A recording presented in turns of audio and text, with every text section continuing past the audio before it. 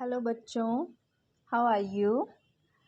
Today we will learn English Reader, Class 3rd, English Reader, Chapter 11, The Elves and the Shoemaker. Elves means bonnet and shoemaker means जूता बनाने वाला. So today we learn the story of the elves and the shoemaker. Okay, this is the last chapter of the English, and after that we learn an other subject. Okay, so now we start.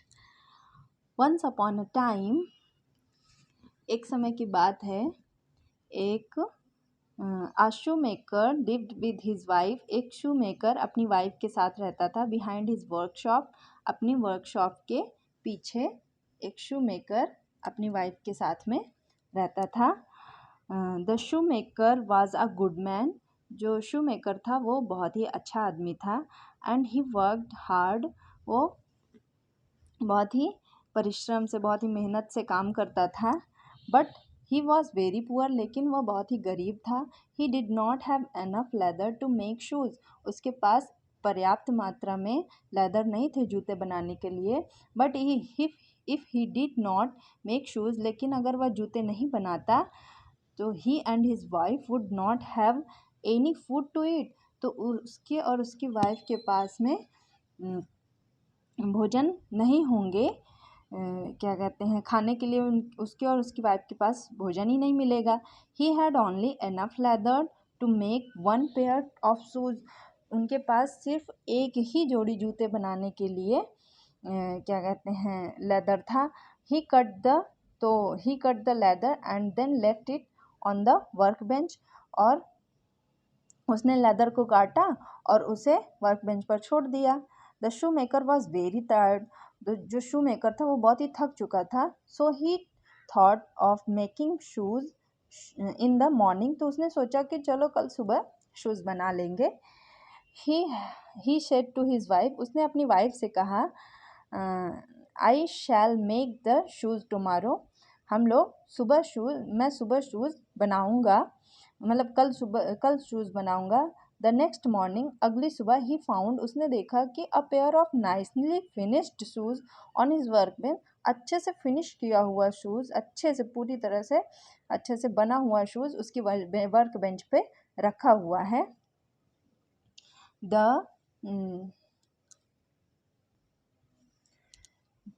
The shoemaker's wife was amazed to see such a masterpiece. इस तरह इतना सुंदर piece आज तक उसने नहीं देखा था. उसकी वाइफ ने इतना सुंदर पीस देखकर वो अमेज्ड हो जाती है, बहुत आश्चर्यचकित हो जाती है.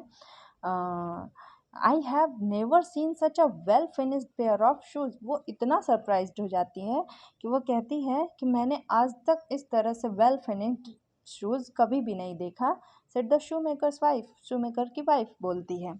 A customer entered the store. तो एक कस्टमर स्टोर के अंदर एंटर करता है दैट सेम डे, उसी दिन. And the shoe fit him. और वो जूता उसे फिट आ जाता है. सो वेल, और अच्छी तरह से फिट आता है. That he was ready to pay more than normal of them.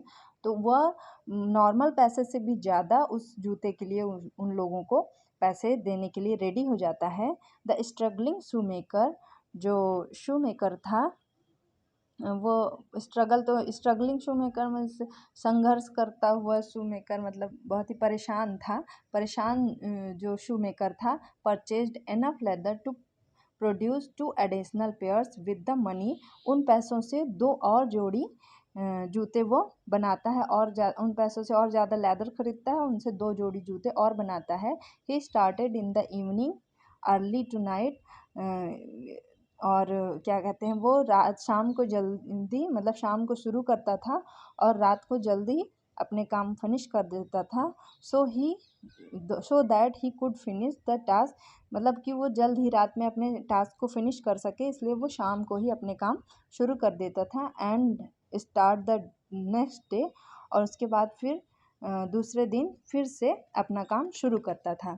The task at hand was already completed, और उसके task at hand already completed होते थे, तो इसलिए सून कस्टमर्स अराइव्ड, इसलिए जो कस्टमर थे वो जल्दी जल्दी उनके पास पहुंचते थे, एंड पेड हिम, और उन्हें पैसे देते थे।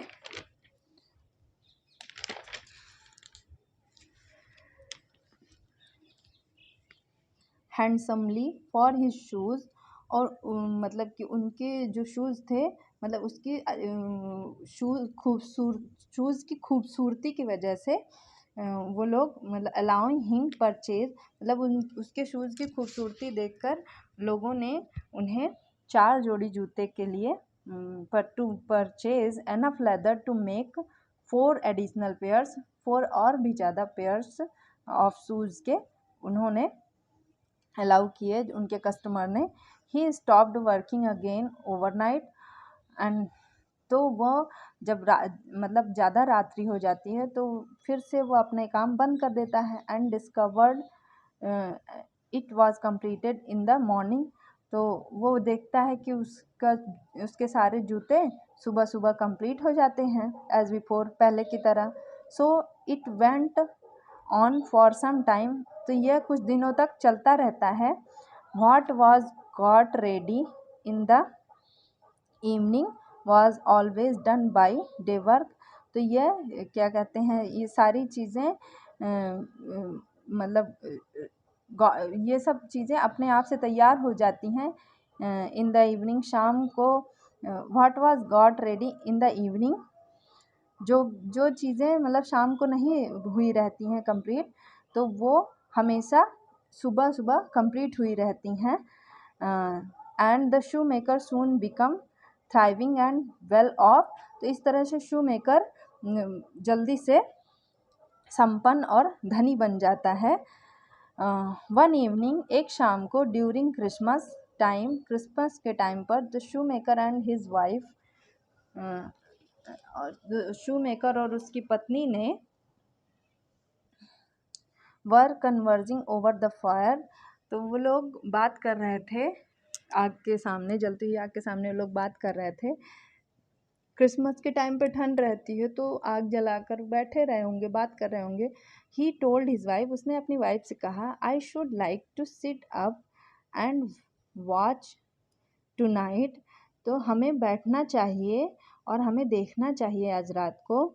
सो दैट वी मे सी, कि हमें देखना चाहिए, हु इट इज़, यह कौन है, दैट कम, जो आता है, and perform my work for me, और हमारे लिए काम करता है।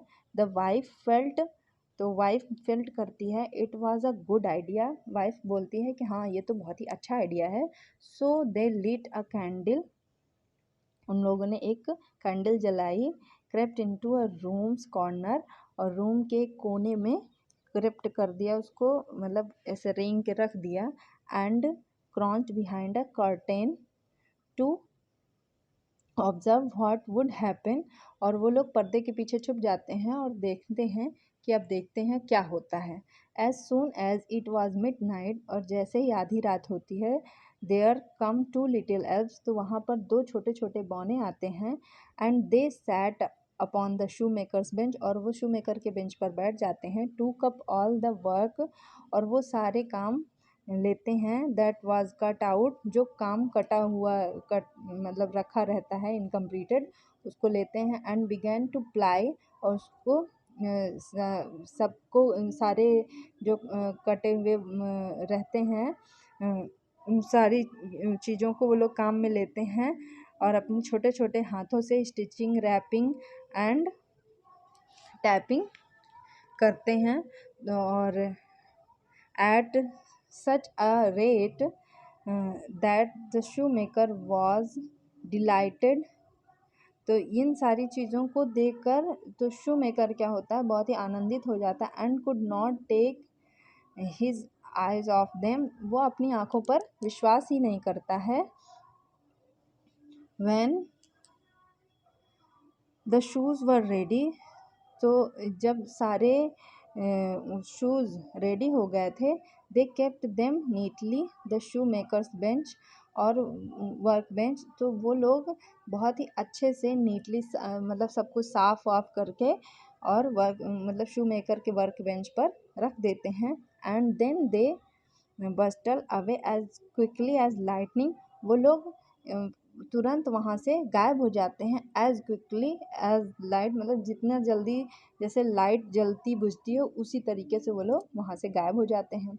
द नेक्स्ट डे, और दूसरे दिन, the wife said to the shoemaker, तो वाइफ शू मेकर से कहती है, these tiny elves have made us wealthy, ये छोटे छोटे जो एल्व्स हैं, बौने हैं, इन लोगों ने हमें वेल्दी बनाया है, धनी बनाया है।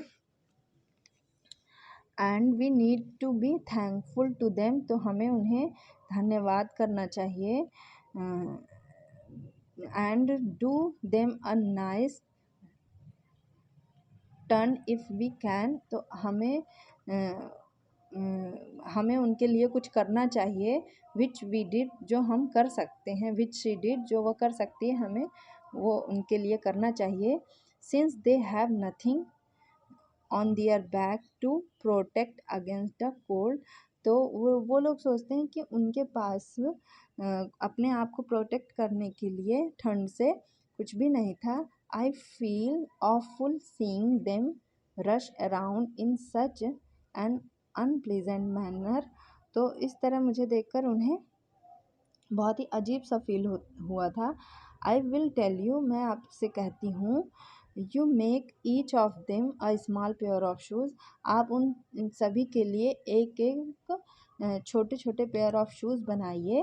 And I will make them, और मैं उनके लिए shirt, jacket, hat and pair of pants बनाऊंगी। ठीक है। What a fantastic idea, the shoe maker replied, तो जो शू मेकर था वो रिप्लाई करता है, वाह ये कितना अच्छा आइडिया है। The shoemaker got to work, shoemaker अपना काम शुरू कर देता है। अलॉन्ग विद हिज वाइफ, अपनी वाइफ के साथ। Two little pairs of shoes were made by, तो जो दो छोटे छोटे पेयर्स ऑफ शूज़ हैं वो शू मेकर के द्वारा बना दिए जाते हैं। His wife created two little hats, और उसकी वाइफ ने क्या बनाया है, दो छोटे छोटे हैट्स, दो जैकेट, शॉर्ट्स और पैंट्स बनाती है। व्हेन एवरीथिंग वाज प्रिपेयर्ड, जब सारी चीज़ें बन जाती हैं, they placed them on the bench, वो लोग वो सारी चीज़ें बेंच पर रख देते हैं। The shoemaker and his wife then hid and waited, तो वहाँ पर शू मेकर और उसकी वाइफ वहाँ पर छुप जाते हैं और वेट करने लगते हैं।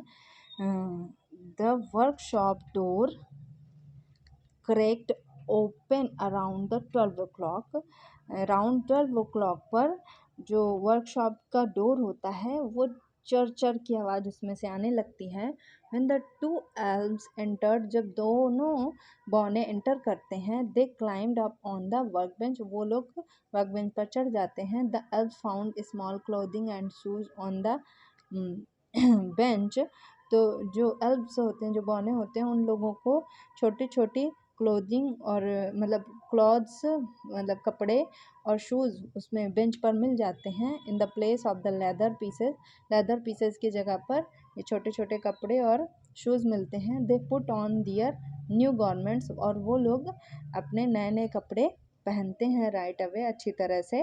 हाउ डिलाइटेड दे वर, और वो लोग बहुत ही कितने खुश हो जाते थे हैं। और they were as cheerful as they could, तो वो लोग इतने खुश हो जाते हैं दे कि वो लोग क्या करते हैं, डांस करते हैं, खेलते हैं। एंड जम्प्ड अराउंड, और उसमें चारों तरफ खूब कूदते हैं।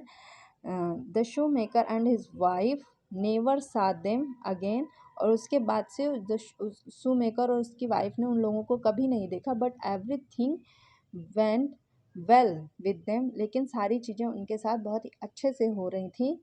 फ्रॉम दैट टाइम, उस समय के बाद से, as forward as a long as they lived, जब तक वो थे तब तक उन लोगों के साथ हमेशा अच्छा ही हुआ था उसके बाद से।